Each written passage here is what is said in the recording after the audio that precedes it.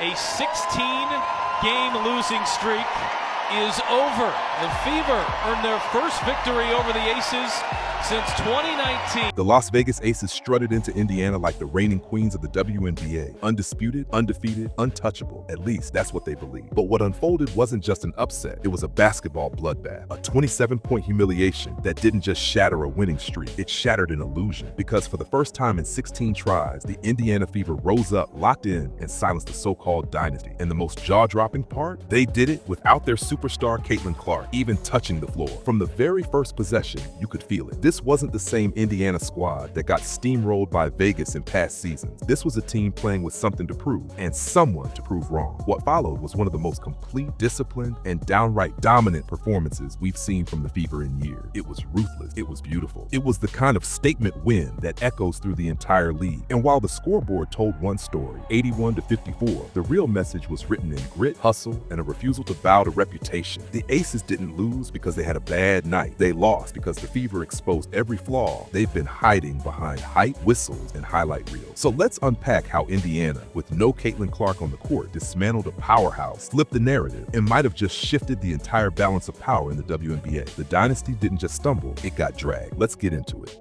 I don't even know.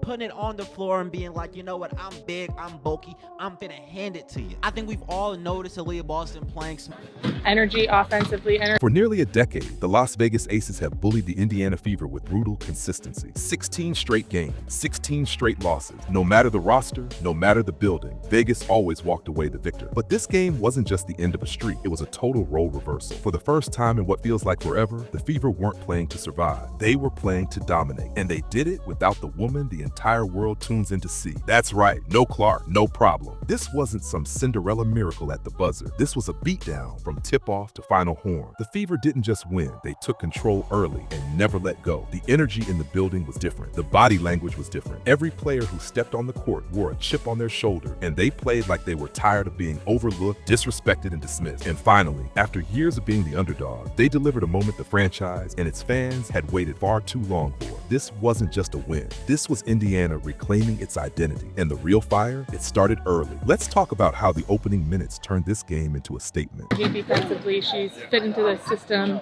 seamlessly. We couldn't ask. That is going to be worse than Sydney Colson is. Will they be champions with Caitlin? I don't think the GM was an absolute disaster. From the opening tip, Indiana didn't just look ready, they looked possessed. In the first quarter alone, they ripped off a 21-4 run that left the Aces stunned, stumbling, and searching for answers they never found. This wasn't about luck. This was about execution. Relentless, high IQ, team-first basketball that made every possession count. They attacked the paint with purpose. They moved the ball like clockwork. And most importantly, they played defense like their season depended on it. Vegas, the team known for overwhelming opponents with star power, looked flat, disconnected, almost entitled, like they expected Indiana to roll over because that's what history said should happen. But history had no place in this game. The Fever were surgical with their execution, shooting a blazing 53% from the field while holding the mighty Aces to a miserable 29%. In the paint, Indiana racked up 16 points to Vegas's 4, muscling through defenders and crashing the boards like every rebound was a championship. You could see the shift happening in real time. Vegas wasn't just being outplayed, they were being outworked, out-hustled, out-coached. And for all the star power the Aces brought, it was Indiana's collective effort that stole the spotlight. But the first quarter was just the beginning, because what happened in the second was an all-out demolition. passes. And look at this next play. Kelsey Mitchell is cutting back door. What a pass from Natasha Howard, man. That is IQ, everybody.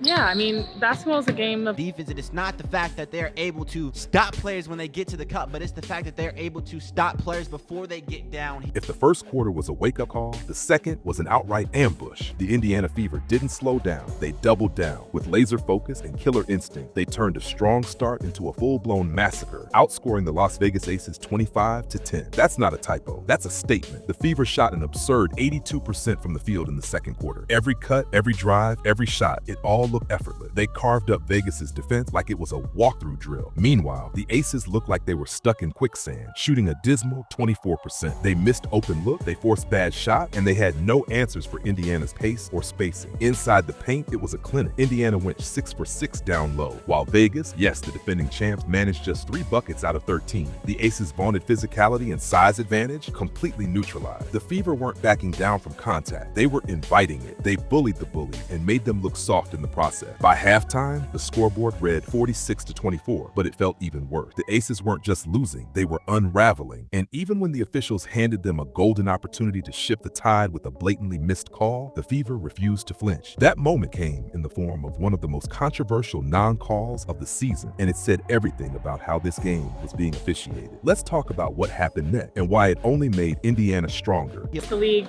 the standings are moving every single day. So every game means something, and I think for us, just buying in at the game in front of us. What to say? I don't even know what to say. And we have trust in ourselves and in our teammates that it's okay to mess up because we'll get it back. And especially, for Chris Smith for them is legitimately one of the 5 worst players in the WNBA.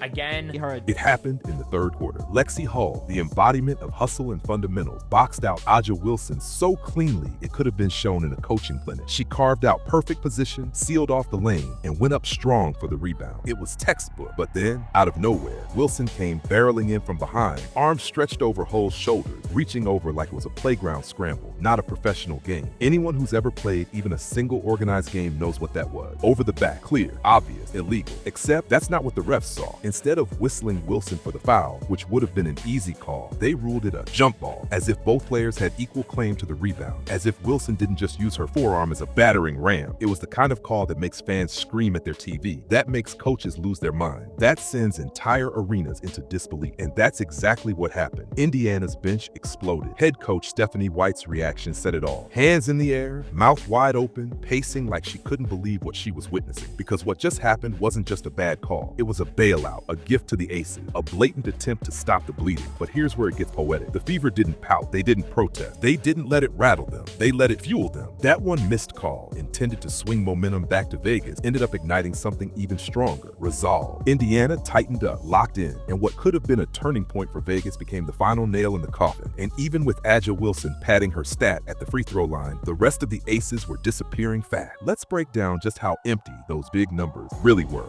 And start making the right reads. And I want you to furthermore examine how the Indiana Fever are establishing themselves defensively. Up and downs. It's not a flawless game. It's really hard to play a flawless game anytime. And I think as a group, I predicted it right. I predicted a game right. I am 3 for 17. On paper, Aja Wilson had herself a night. 29.9 of 18 from the field and a near-perfect 11 of 13 from the free throw line. A casual glance at the box score might suggest she carried her team, that she put up a superstar performance worthy of praise. But let's not get it twisted. Those numbers were pure window dressing, because when it came to actually impacting the game, Wilson was a non-factor. Her buckets didn't spark momentum. They didn't stop Indiana's runs. They didn't ignite her teammates or shift the energy. They just happened, quietly, meaninglessly, like background noise in a blowout.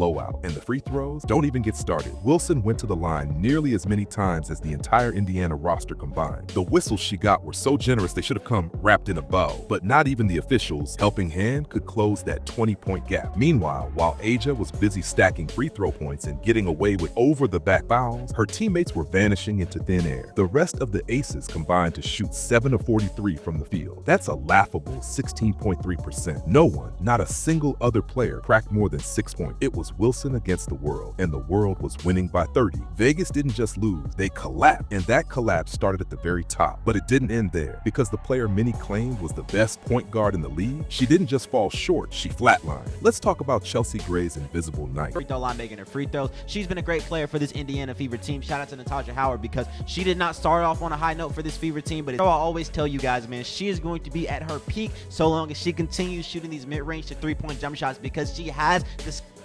She is foul prone. Her court awareness isn't great. She has 2 steals. She has 2 blocks or 1 block.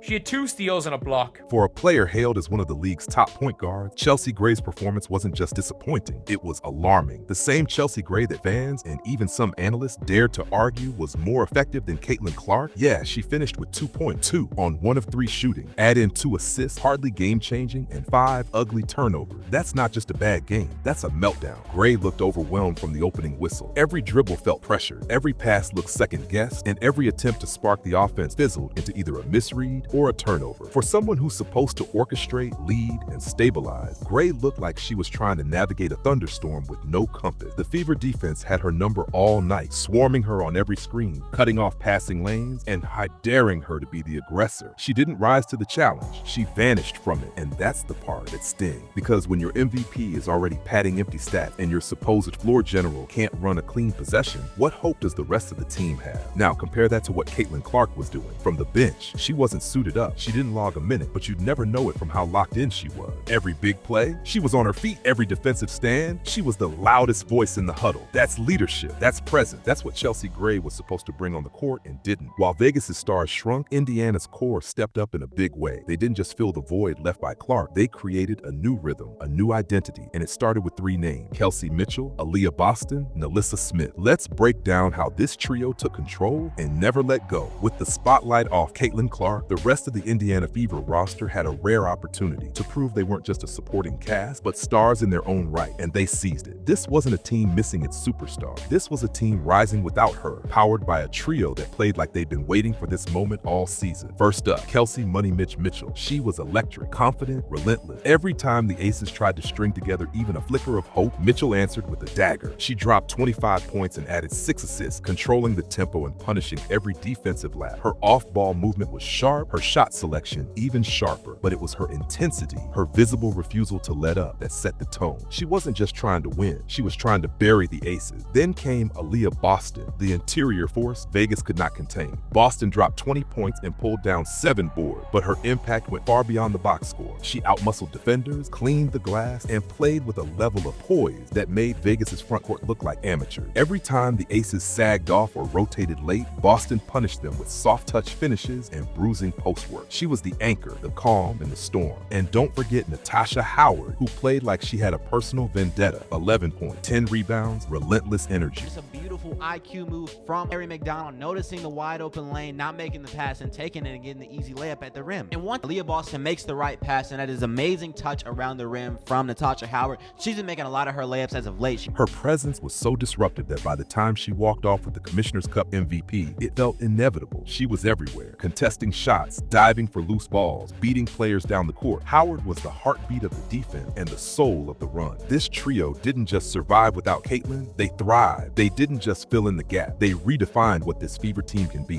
Balanced, ruthless, fearless. And when your so-called role players are putting up numbers like that and doing it with discipline and unity, you've got a championship recipe simmering. And even the coach couldn't hide how fired up she was. In fact, she lost it in the most epic way. Let's talk about Stephanie White's eruption and how it sparked an even bigger fire. You could see it building throughout the game. The missed calls, the blatant favoritism, the refs handing Vegas lifelines like candy. But Stephanie White had had enough. Midway through the 4th quarter, with her team up big and the officials still trying to tilt the floor, White unleashed all of her pent-up frustration and lit the fuse on an emotional firestorm. She stormed the sideline, voice raised, face flushed, barking at the refs like a coach who wasn't just defending a lead, but defending her players' dignity. And when the whistle blew, not for the Aces, but for her technical foul, it was like a rallying cry for Indiana. The bench erupted, the crowd fed off her energy, and Caitlin Clark, she loved it. Cameras caught her cracking a massive grin, fist pumping from the bench like her coach had just hit a game winner. Because this wasn't just about a call, it was about respect, about standing up for a team that had just played 36 minutes of near-perfect basketball, only to watch the refs continue tossing scraps to the so-called champion. And that tech, it didn't derail the Fever, it fueled them. They tightened the screw, they clamped down on defense, they shut Vegas out of the paint, and they finished the job with ruthless precision. While Vegas sulked and stared blankly at the scoreboard, Indiana stayed locked in. There was no victory dancing, no premature celebration, just focus, determination, total execution. Stephanie White's outburst didn't distract her squad. It reminded them, don't let up, finish this, and they did, all while holding the Aces to a disgraceful 7 points in the 4th quarter. That's not just dominance, that's defensive annihilation. Let's break down how Indiana turned their defense into a wall Vegas couldn't even begin to climb. The Indiana Fever didn't just beat the Aces, they suffocated them. This wasn't a fluke. It wasn't bad shooting luck. It was a full-throttle defensive masterclass. Vegas didn't struggle because their shots weren't falling. They struggled because Indiana didn't let them breathe. Let's start with the number. The Fever held the defending champions to just 26% shooting from the field, the Aces' worst offensive performance in 15 years. Let that sink in. This wasn't just a rough night. It was a historically bad one. And it happened because every Fever player bought into one mission: shut them down. They forced 17 turnovers, clogged every lane, switched with precision, and rotated with the kind of timing that makes coaches weep with joy. From the perimeter to the post, Indiana moved like a hive mind. Every closeout was sharp. Every trap was calculated. Every help defender arrived exactly where they needed to be. Lexie Hall, a menace, diving for loose balls, contesting every drive, making Aja Wilson earn every inch. Natasha Howard, an absolute brick wall in the paint, denying Vegas clean look and snatching rebounds like a woman possessed. Alea Boston, she didn't just protect the rim, she turned it into a no-fly zone. And let's not forget Kelsey Mitchell and Sophie Cunningham, who were swarming the perimeter like hawks, turning every Aces possession into a panic-driven scramble. Even when Vegas tried to mount a mini run in the third, Indiana answered with timely stop and killer three. And by the time the fourth quarter rolled around, it was clear Vegas had nothing left. They managed just 7 points in the final frame. 7. That's not just bad, that's humiliating.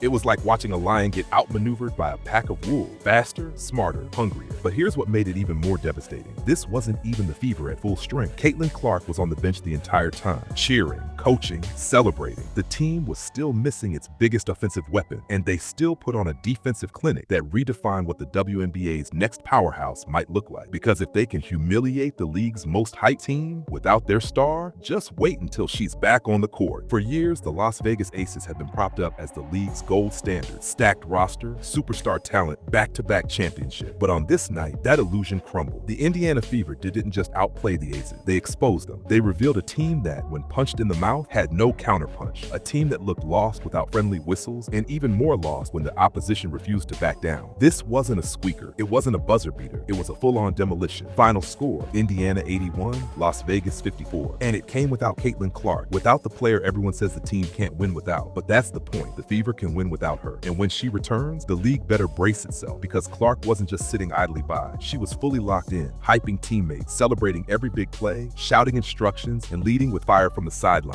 That's the kind of presence that lifts a locker room. That's what makes champion. And if the Fever can dismantle Vegas without their floor general, imagine what they'll be when she's back, dropping logo threes, torching defenses, and pushing the pace like only she can. The Aces didn't just get beaten, they got outclassed. Their chemistry looked off, their confidence looked shaky, their depth vanished, and for the first time in years, the rest of the league saw the crack. Meanwhile, Indiana played like a team possessed. 24 assists on 31 made shots, defense that never let up, role players rising to the occasion, and a culture that looks like it's been reborn. This wasn't a hot night, this wasn't luck, this was intentional, this was dominant, this was a rival. The Indiana Fever just sent a message to the entire WNBA. The hierarchy has changed. The so-called dynasty has been dethroned. And when Caitlin Clark returns to this already battle-hardened squad, it's going to be a problem. If you're loving the content, please like, subscribe, and turn on notifications so you never miss a moment from the team that's rewriting the WNBA. Because this story is just getting started. And trust me, you won't want to miss what comes next.